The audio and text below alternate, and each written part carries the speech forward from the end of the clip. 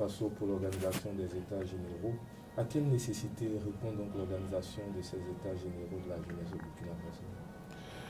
Merci. Les États généraux de la jeunesse au Burkina Faso se tient dans un contexte où on a impérieusement besoin de créer un cadre de dialogue national, inclusif et participatif, mais enrichi également par des expertises internationales afin de discuter des questions en relation avec la promotion de la jeunesse, la question en rapport avec l'avenir de notre pays, parce que la jeunesse étant l'avenir de toute nation, il faut à chaque moment, en tout cas, pouvoir évaluer la situation, ses préoccupations, ses besoins, ses attentes, afin de pouvoir mieux préparer les solutions donc, aux problèmes qui seront soulevés par derrière. Et sur le rôle des étudiants, en échangeant avec eux, on a senti une préférence pour les idées révolutionnaires, pour la révolution, pour l'insurrection, comme si la jeunesse burkinabé aujourd'hui est accoutumée à la révolution, à l'insurrection. Comment comptez-vous changer cet état d'esprit? Non, il ne faut pas changer ça. Ça, c'est un très bon état d'esprit. Moi-même, j'étais là-bas. Et je pense que ce que je suis aujourd'hui est dû en partie donc à ce passage-là.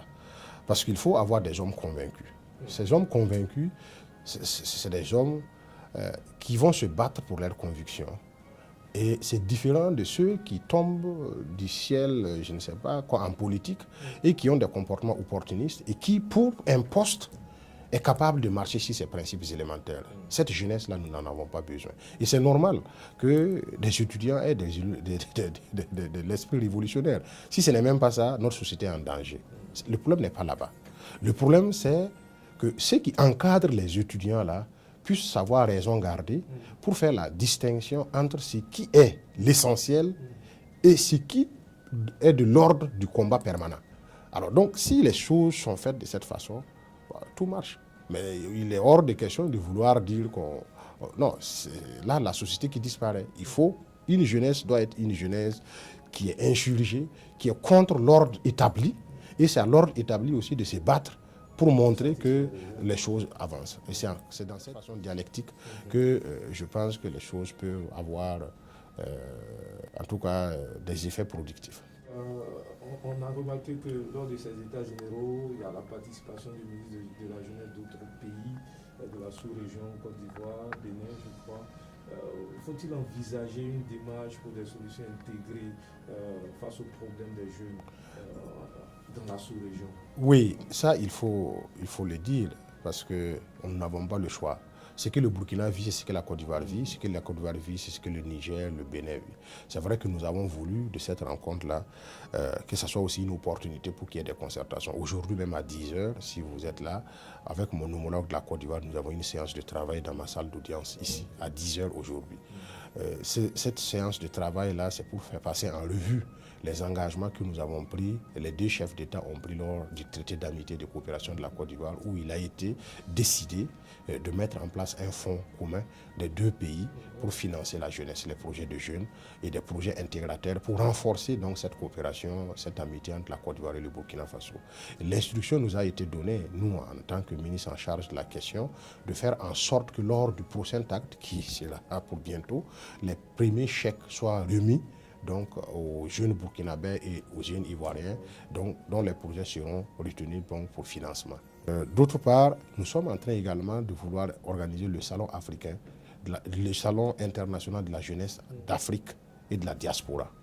Parce que nous savons qu'il y a plein de savoirs, il y a plein de technicités donc de jeunes africains qui ne sont pas suffisamment valorisés.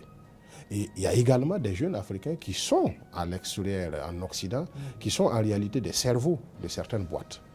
Et nous avons besoin de valoriser ça pour casser un mythe.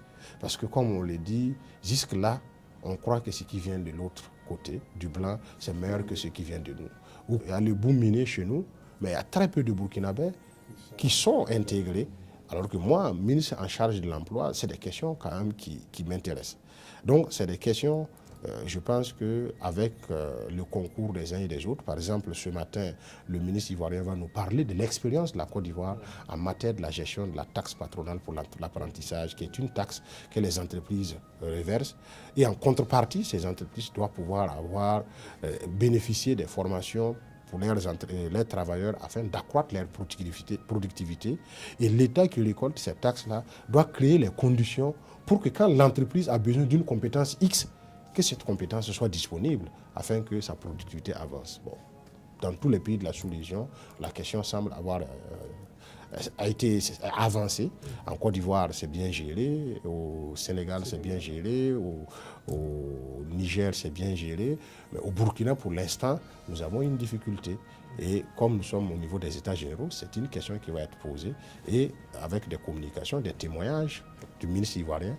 Et je pense que c'est un élément qui va permettre à ce que le plaidoyer puisse avancer afin que cette taxe-là soit reversée à l'institution qui est chargée de financer la formation professionnelle pour pouvoir garantir aux entreprises donc, leur productivité souhaitée.